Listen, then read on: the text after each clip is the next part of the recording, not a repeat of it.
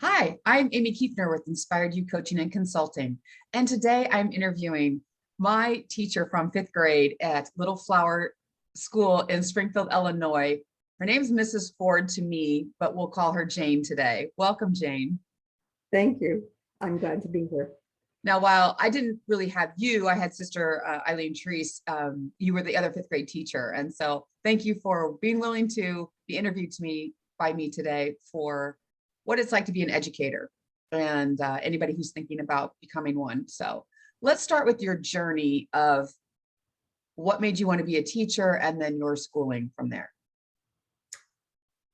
Well, I remember playing school in the basement when I was growing up, but when my dad got stationed overseas in France, we were living right in the middle of the Loire Valley. History was all around me. So my interest in history and current events started there. I remember staying up, listening on the radio when JFK was elected president, since we didn't have television. So I think that, and then when I came back to the States, I realized that being a news anchor on a television was not real practical, or what I would have to do to be it.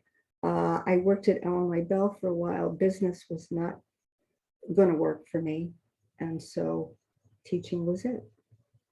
Great. And so tell me about the schooling that you had to endure to get it becoming a teacher. Well, I think some of my good high school training here locally in Springfield helped, because I went to Springfield Junior College, and all my credits transferred. I ended up at Western because at the time they were known as the teacher education public university. I was fortunate enough to go with scholarship and working.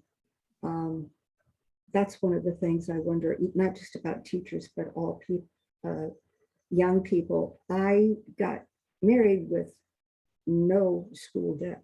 Of course, we are talking back in 1970. Of course. So the some of the teacher prep at Western was okay. I went into a classroom, where they would film me and then, critique, that kind of thing. But I found that once you got into your own classroom, some of the training that you had, I didn't think I had enough about real classroom management training at the time. And so I kind of learned the hard way by doing it. Yeah, I'm sure even today, that's probably something that the teachers really need to be educated on themselves, like management of the classroom. A lot has changed. Well, I did find, though, that was one thing that, as far as people who might be interested in the profession, is that if there's an opportunity for you at the school, is to actually go in, number one, observe and do things in a classroom, because I had someone do that with me, and the young woman found out that, oh, this is not going to work for me, and she went into social work. Where at another time, I had a gentleman come in who was easy, did really well working with the kids and stuff, and so I think he went on, to do that. But that kind of thing, to have that opportunity, because until you stand up in a classroom to try it, you're not sure if that's. I'm a huge proponent of shadowing someone for at least a few days, in my opinion, like to really get the feel of what it is, whatever job it may be. But yeah, to get in front of a classroom, I'm sure is a different perspective. So tell me about your student teaching then. My student teaching was at Lanford High School in Springfield. The spring of 1970, where Vietnam was still going, but winding down somewhat, And the incident at Kent State happened. And I'm teaching juniors and seniors in high school history. So it was a very interesting time. I was able to get some political leaders, civic leaders come into the classroom. I found it an interesting time.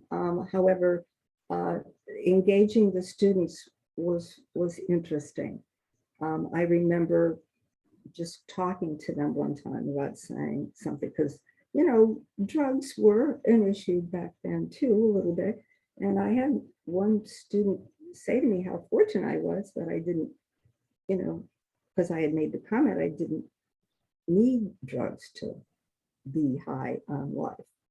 And then also I had one student in one of my classes who would go down at lunchtime and outside in the schoolyard and wave a Vietnam flag, but he would not engage in my classroom. I think I did everything but stand on my head, and I could not get him to engage. And what's interesting about that too, we touched on this off camera, was that you were kind of young. I mean, you're young when you're doing student teaching, and you're not much older than these kids. No, actually, I was only one student had been held back. I was maybe 2 years older than he was at the most. But yeah, that was different. Yeah, it's kind of hard to command attention when they probably don't respect somebody who's only a couple years older than them. What do you know, right? That type of mentality. Well, it was nice to have a teacher that I worked under who was well respected and had control. So I think maybe that helped me. So for your student teaching, did you get a choice as to where you're going to do this, or does the school actually tell you you're going to do it there? Actually, you filled out a form, and I said because of financial issues, I needed to live at home to student age, and I was able to do that, and it was interesting because my husband to be also taught at Lanphier at the same time, which was an interesting experience because we didn't even think at the time the kids were not allowed to walk down the halls holding hands. Well, Paul and I did that, and it was like, because it was between classes, we weren't teaching or lunchtime or whatever, and it was like one of the other teachers brought me in to explain it. I had no clue. So it was an interesting time. And the thing, times have really changed there, I'm sure too. I mean, I went to an all-girls Catholic school, so I don't know what it's like to have boys in my high school classroom, or hallways for that matter. But let's talk about how there's a difference between, I'm guessing, primary school and then high school teaching, and where you decide where your path is going to go. Right. Now, my teaching certificate was 6 through 12. I got hired at Little Flower because I was Catholic and would work for $4,000 a year in 1972. But I was in 4th grade, was hired in 4th grade, at that time. That, today you wouldn't do that. Your certificate, but you'd have to be teaching in your certificate area. It took me 3 weeks to get my vocabulary down to the right level. The principal that I had at the time did actually step in to teach for a couple of weeks, as she thought that, guidance would help me. Well, that, I mean, not that I had a choice, kind of thing, but I was also in a room where wall-to-wall desks, I had 40 students. So for someone who's trying to decide if they want to become a teacher, what is the best way to figure out what age you want to actually go for your certification? Because 6 through 12, okay, that's 6 grades, but how do you know if you want to do elementary? What do you think is a good advice on that? think once you start going through your schooling and your classes and you have a feel, you gradually get a feel, or you already know before you start that you just love the little ones so much. Me with history, it was always for upper grades. I was actually going to teach high school. My teaching career, I never taught high school. Well, once I did. When my husband was drafted and we were in Germany, I did substitute teach for a while in the high school, which was also quite tricky because, you know, I walked in to register to teach and the receptionist simply looked at me and pointed registration for classes that way. I think I'm in trouble. I'm here to teach. I mean, you know, I've heard that a lot from teachers where they look like the students. And so they get called out a lot on you don't look like you're a teacher. Yep. So you shared with me that you were a teacher for 24 years at Little Flower. And was that all in the 5th grade? I mean, you mentioned you just did 4th earlier, I started 4th. Actually, I taught 4th, then 1 year, I think, and then I moved up to 5th, which meant that I had the same kids 2 years in a row. And that was interesting because there was only one that walked in and looked at me like, oh my God, it's her again. And at the end, years later, he called me up, took me out to lunch and, you know, said, thank you. I realize now what it was that you were doing. So that was interesting. Then gradually, you know, principals changed, our accreditation as school changed, and the principal moved me towards 6th. So I was in my accreditation area, which was interesting for me. I found teaching that, you know, I thought I was going to make a difference and help kids become functioning citizens. Well, I learned so much along the way that it's, you know, you think you're doing good, but it's all coming back to you in interesting ways. I ended up in 6th grade doing math and science, which was kind of interesting because the only science I had in college was biology, I guess. And I had no math in college because I had 4 years of math in high school. So I stayed ahead of the kids kind of thing. Luckily, my husband had a science background, so I just told them, they'd ask a question. I said, you know, I'm not sure about that, but I'll go home and ask the shell answer man, which is my husband. And he would, yeah, because he had the science background. Wow, that's so interesting to be teaching subjects that you're really not prepared for, which I'm sure that happens a lot too, just needing teachers these days. Right. Or other, well, see, in a Catholic school, and I don't know about public schools since I didn't teach in one, but I'm assuming there are times where it's other duties as assigned. Yeah, we were mentioning off camera how little paid the Catholic teachers are. And so you really have to have a passion, I think, and a calling really to know that you're not going to be making a lot of money to make the difference in these children's lives.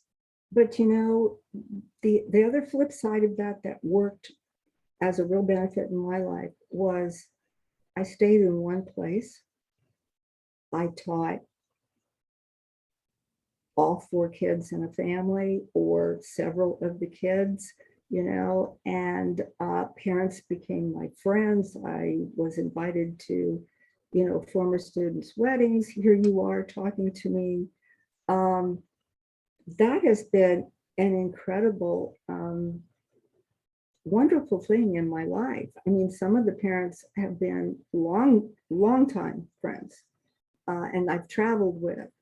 So there's a benefit there to life that, you know, maybe you don't see right away, but staying in one place, you know, especially after a few years, if I taught, you know, a younger brother, it worked to my benefit because, sometimes the older brother or sister would say, yeah, she's not half bad. So I kind of had an edge going into it for some of it.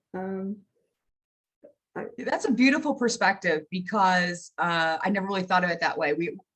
Catholic schools are very small. You don't have the 300, I should say, grade schools, and even high schools, but you have a smaller community that you really are in an intimate surrounding of the families and the community and the siblings and their parents, things like that. So that is a very beautiful perspective. Yeah. Right. So so you mentioned that you do keep in touch with some of your students. Has that been one of the highlights of teaching, or let's touch upon some of the highlights of your teaching? Highlights of my teaching. Embarrassing my students. We would have various things we would do across the years as dress up. I think we could make a donation to the missions or some charity, and on a Friday we had like character day, and the students could dress up, that kind of thing. Well, I think I went as Snow White one year for a character day, but I rented a costume. And then one year, I don't know if it was Disney characters or movie characters. I rented it was a tutu, it was an elephant costume from Fantasia. And I stood in the lobby as the kids came in, doing a little pirouette kind of thing. And it just watching the students, the one came in like, oh, it's not my teacher. I enjoyed that kind of thing and involving the kids in community stuff. We would write, shut-ins in the parish who couldn't get out. We would do that. So I'm trying to teach them of the world beyond where they are. And I think some of that came from the fact that I lived in Europe twice, with my dad in France and then with my husband in Augsburg, Germany.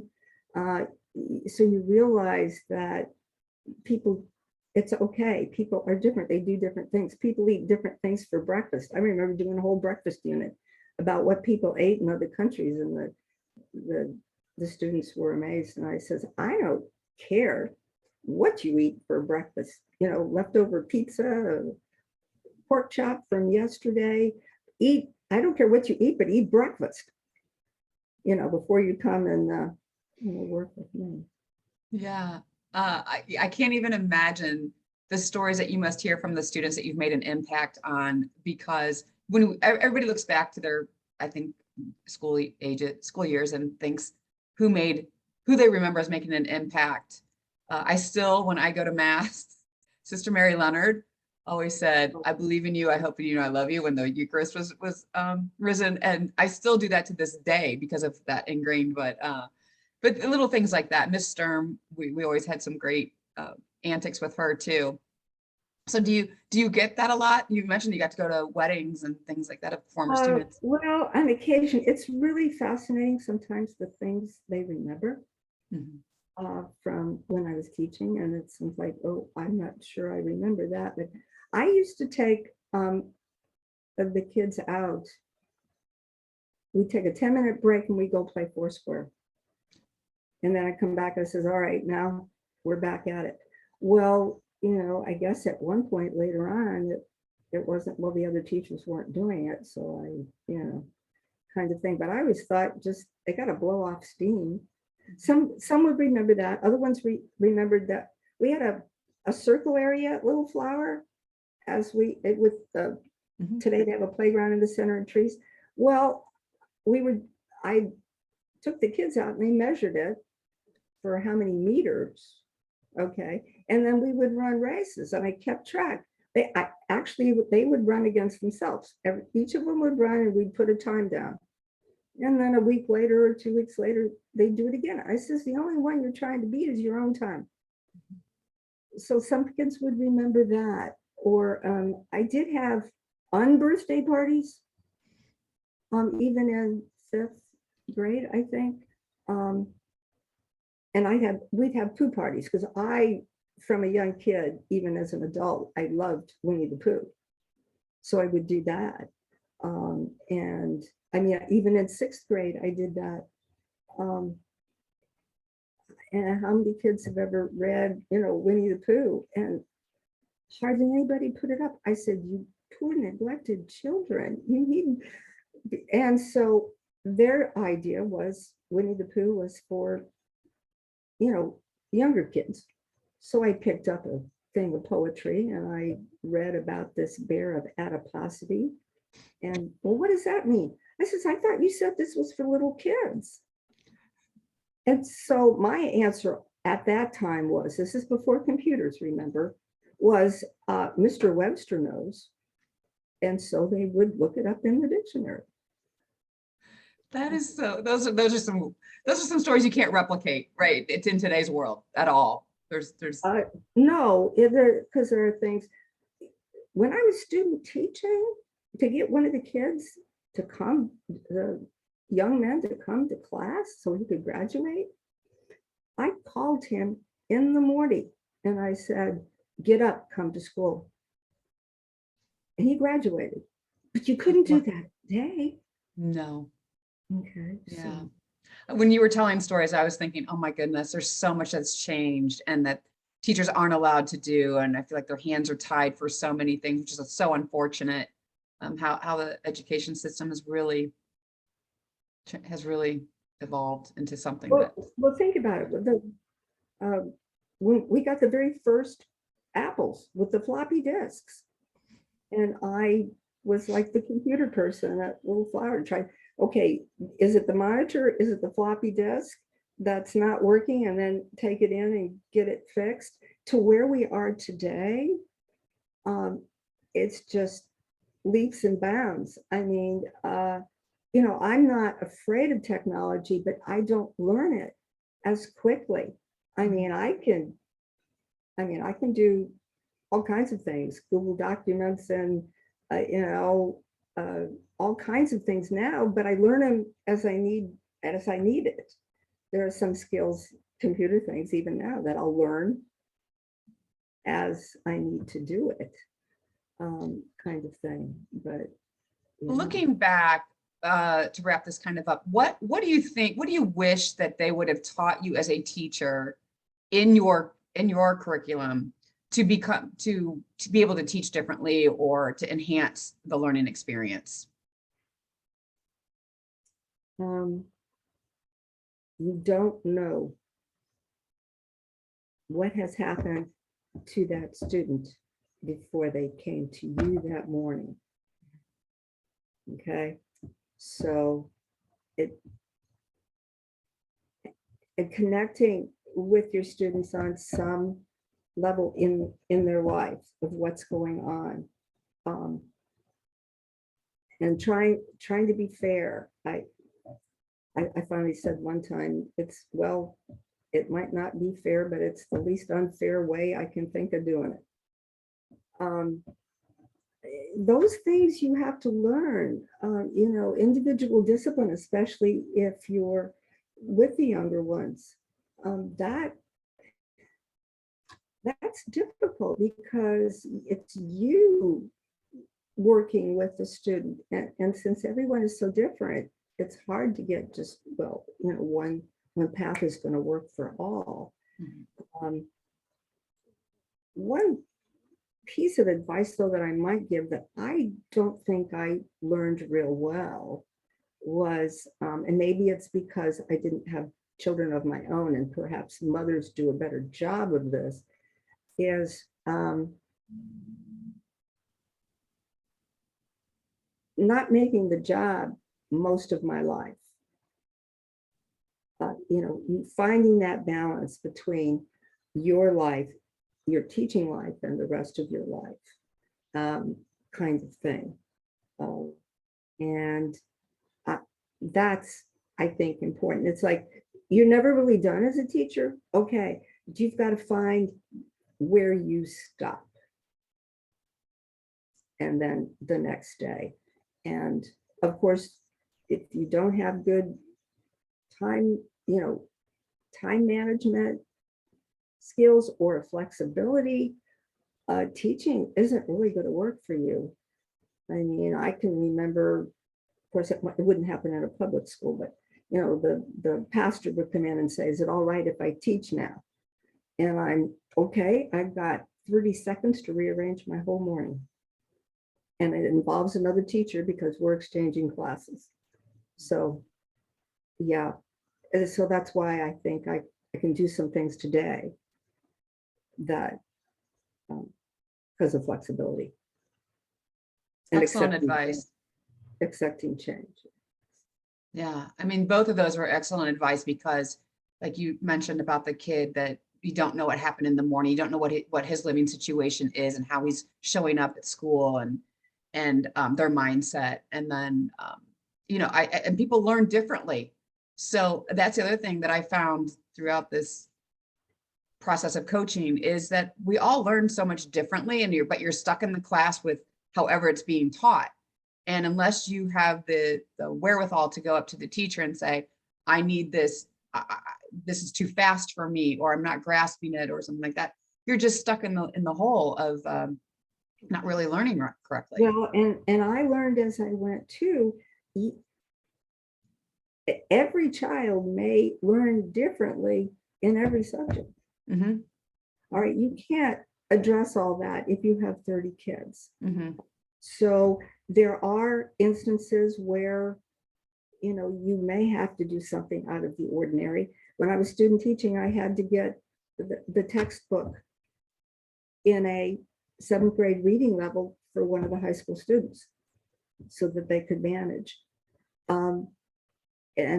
Or using a different book for math for the one student because they can't handle it. You try to teach in as many modalities as you can. You throw it at them. You have them do it this way or different ways, or work in groups, or do it on the board. Or I learned, one of the neatest things I learned was from a former student who I taught with. My last year of teaching, my partner teacher was one of my former students, and she had special ed background. And so we had a set of twins. So we each had one, and she was helping one of them. It was with spelling. She took a box and put sand in it and had him trace his spelling words in the sand. Just little, it's amazing because, and then think of how much that takes. I remember actually one student who tests just didn't work.